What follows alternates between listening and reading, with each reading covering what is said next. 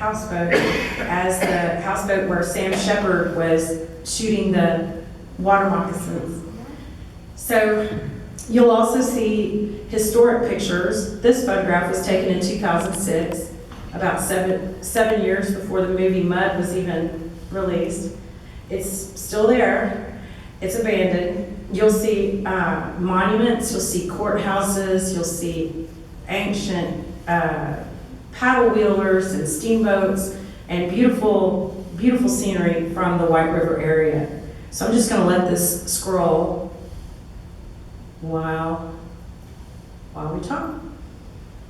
So 1934, Helen Spence was murdered not very far from here 80 years ago next month.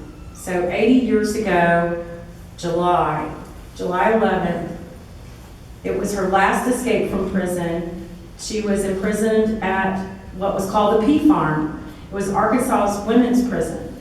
And I'm so excited to have with me here tonight some folks from the area who are fans of the book and, like me, have fallen in love with Helen Spence and have started actually researching the lost history of Arkansas's women's prison. But the story began, and the book picks up on it, in the year 1929.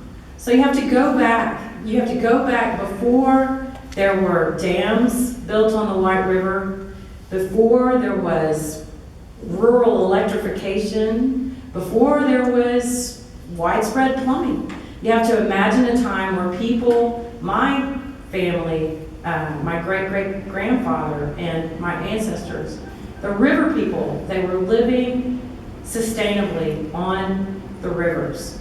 We know there were some, even on the Arkansas River, houseboats in the early part of the 20th century. I've seen photographs. But the houseboats on the White River, they took it to an art form because the White River was a river that you could swim in, you could fish and get everything you needed from it. They lived sustainably as far as an industry by picking up mussel shells and taking the mussel shells to various button factories that were located along the White River watershed. And these buttons were really beautiful, looking like abalone shell, before the rise of plastic, cheap plastic, out of post-war Japan.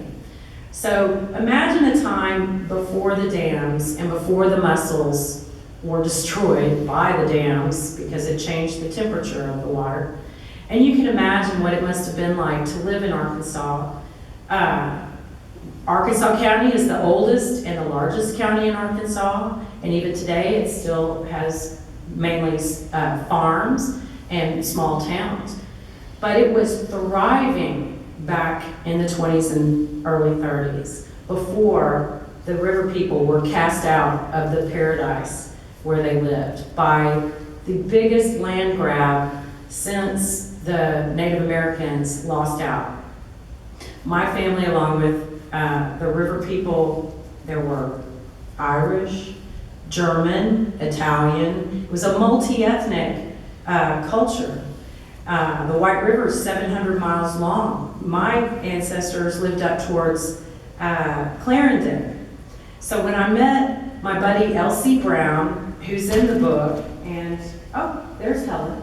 This is she when she was 3.5, with her sister seated below. The flood of 1927. Imagine a time when you lived at the mercy of the weather. Well, that hasn't really changed that much. Back then it was the flood of 1927. These days, we don't know if it's going to be a drought one year and a flood the next, but we keep going. And imagine a time when children could just roam around, and even if there was a danger of drowning, they weren't afraid. They weren't living in fear. Imagine a time where people created everything they needed. Nothing was disposable. They did not waste anything. In fact, one of my favorite quotes in the book was hunting season. Yeah, that's what they used to flavor the meat. So these are folks that were very self-sufficient. In 1929, everything changed when the stock market crashed. In 1930, there was the beginnings of the Dust Bowl and the Great Depression, the drought.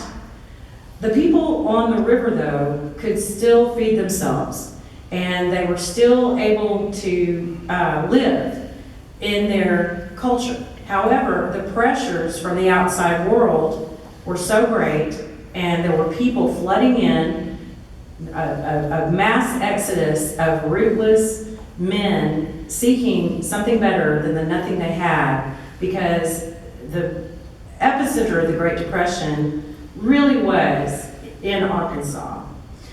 So right around 1930, Helen Spence, who was by that time a teenage girl and very beloved in the community, she was talented, she was friendly, she was outgoing.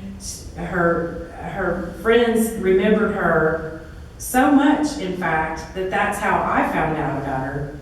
Because when my family moved to Hot Springs and I heard that there was an old-timer that knew a lot about the White River, I looked him up in the phone book and called him right away. And it was because I wanted to know more about my lost family history. All I knew about the White River was that we used to go there. It was beautiful. We had a houseboat that was 100 and something years old. It was pulled up onto the riverbank because by that time, of course, all the river people had to pull their boats out of living on the river. But we were within rock throwing distance of the river, and we ate outside, we played outside, we took baths in the river. Until in the late 60s, the Corps of Engineers generated water from the dam upstream and washed our houseboat away. So, and then came the stories. I would hear my dad until he finally just stopped talking about it because it was too painful. The Corps of Engineers ruined everything. They ruined the river. They ruined the mussel shelling. They ruined our summers of being able to go and live outdoors and fish every day and generally enjoy everything. And so when I heard that there was an old timer that knew about the White River living in Hot Springs, I looked him up in the phone book, and we're best friends to this day. He sends his greetings. He comes often on appearances for the book, but he couldn't come this evening. His name is L.C. Brown. He's 88 years old.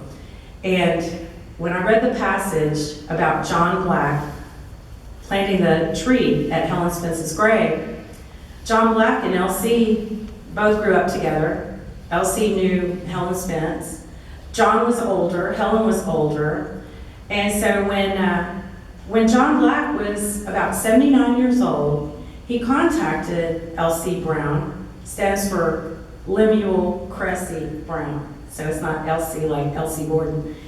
He had L.C. come down to his place in St. Charles, and eventually he told him the story of the cedar tree, and he gave him a collection of old photographs and very old, very yellowed newspaper clippings that he had saved. And he asked L.C., since John Black knew that John was dying, he asked L.C. to take this information and tell the true story of Helen Spence.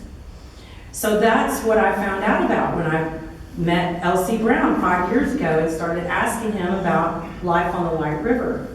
He told me about Helen Spence and that he had made a promise, a deathbed promise, to tell the true story because there were so many lies and horrible slander on this young girl. So 5 years later, we have a book, and we have more than a book. We have readers that are helping rescue Arkansas's lost history, because after we finish up here, we can chat about it, but the long path to the women's prison is still being illuminated. So how did Helen get to the sad state that she was in, being thrown in prison? Well, L.C. Brown was there on the day it all went down. In December of 1930, Helen Spence's father, who was a riverman, and he was a fishing guide and a hunting guide, he was killed during a fishing trip. And so Helen's whole world changed, because not only was her father killed, but her stepmother was brutally murdered. She was raped and beaten, and she died of her injuries.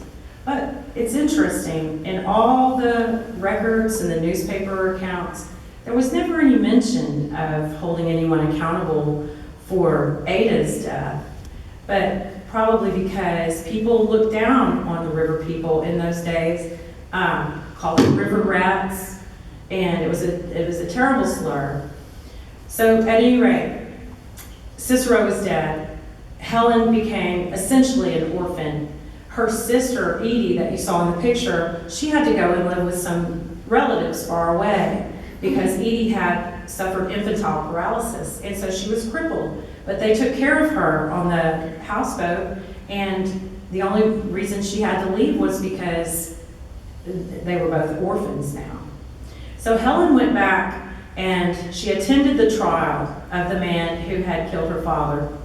And in the middle of the trial, as he stood to get instructions from the judge, she pulled a pearl-handled lady's pistol out of a firm muff and plugged him full of holes, 4 shots in the chest.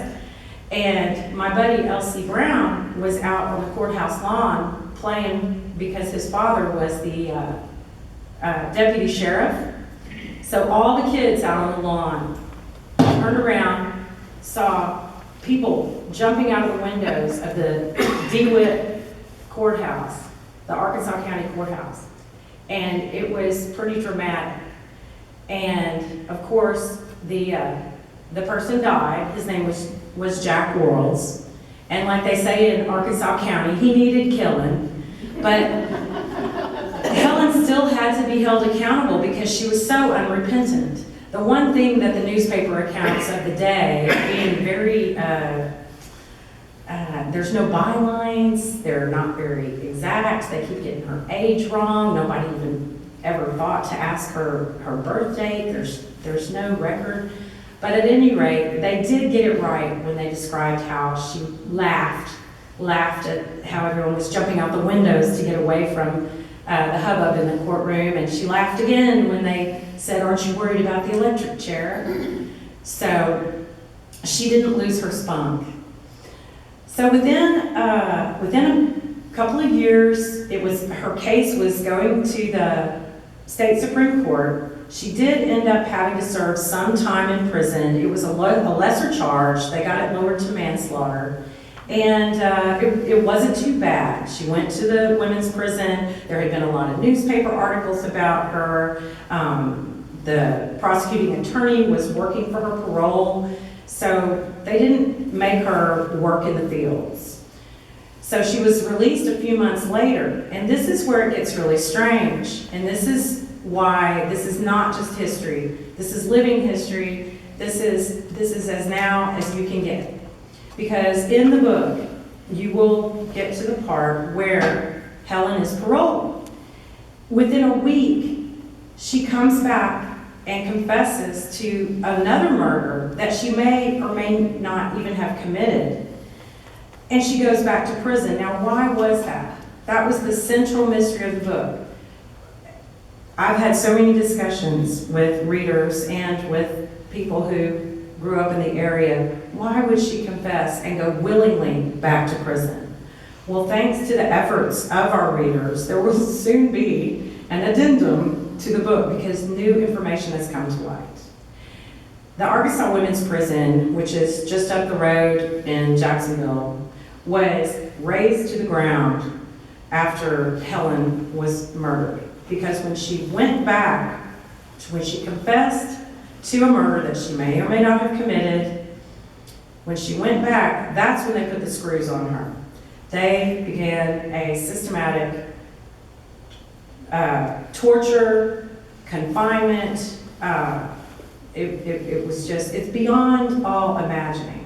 So I guess I have to cut myself some slack for not being able to fully grasp the systematic, the institutionalized depravity of this system, which set against the backdrop of the Great Depression is dramatic, but is it really that different today? What do we hear about today? We hear about bring back old Sparky. Oh, we can't figure out how to execute someone, so we just basically inject them with stuff and torture them to death. You know, it's not that different. So maybe there is some value in relearning this lost history, because the state of Arkansas went to great lengths to erase the history of the women's prison. They tried to cover up back in 1934 when they let her escape, or she was shot while escaping. They tried so hard to cover it up, but they did such a pathetic job, and it all came out. But there was this one missing ingredient. Why would she confess and go back to prison? Apparently, there are documents that I did not know what they meant. The signature on Helen Spence's parole document has a name of a plantation owner in Scott, Arkansas, who put up a $1,000 bond for her parole. Well, if you've ever heard of the system back in the dark ages called debt peonage, apparently there was a similar system with the women's prison of debt concubinage, so that a wealthy landowner could put up a parole bond and then receive in return a young girl. And Helen at the time, because there's no record of her birth and there were so many conflicting ages that reporters were assigning to her, she could have been anywhere from the age of 17 to 22 when this happened. So she was able to escape from that bondage that was registered with the state